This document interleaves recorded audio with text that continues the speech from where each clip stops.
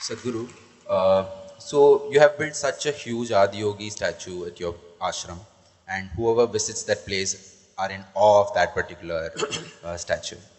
So, do you think nowadays, in the current scenario, things has to be done in a mass scale to get noticed? There's only one, how is it mass? There's only one statue, how is it a mass? So it is built in such huge form. The size. Yeah. See, what is big and small is according to people's perceptions.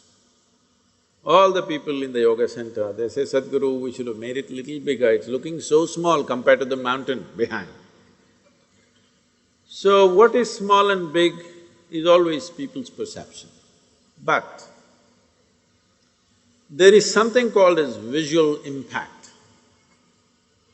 Of all the five sensory organs that you have, of seeing, hearing, smelling, tasting and touching,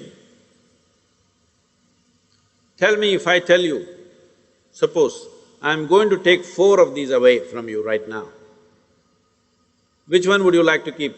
Just the nose or just the tongue? What would you like to keep? This is an option. Four you have to lose, one you can keep, which one will you keep? Everything is important. Everything is important, but you're going to lose four. You must learn to exercise those options because life is like that, it won't let you keep everything, some things you have to lose. So four you have to lose, which four will you want to lose and which one thing you want to keep? Can you just tell the five? Either I'll take off your eyes, or your eardrums, or your tongue, or your sensation, or your nose. Which one thing you want to keep, tell me Eyes, of course, because of the five sensory impacts that you have upon you, visual impact is the largest impact for you right now. But let us say you were a dog.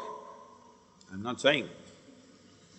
I don't think dog is anything derogatory, I think it's a great animal.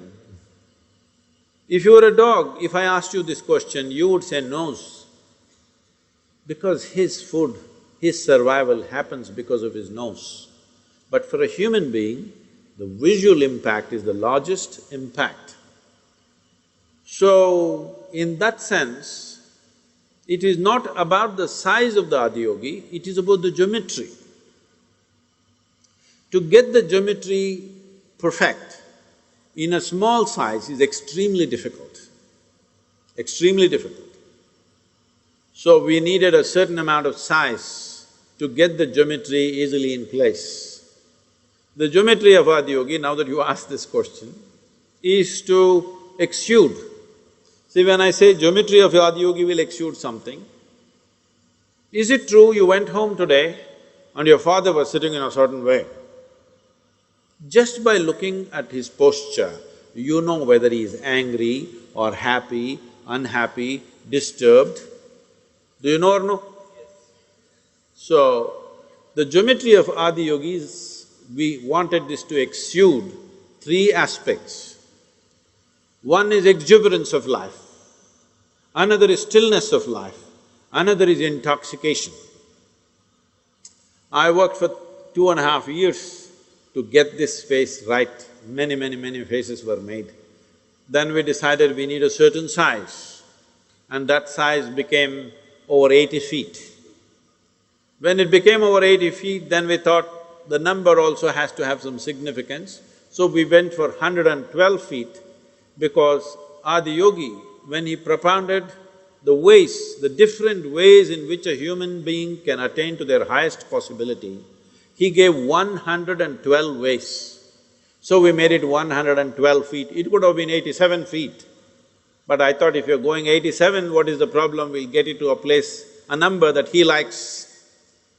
So it became 112 feet, but we wouldn't have been able to achieve the geometry of what we wanted in less than 80 to 90 feet, it wouldn't be possible. That's why it's 112 feet.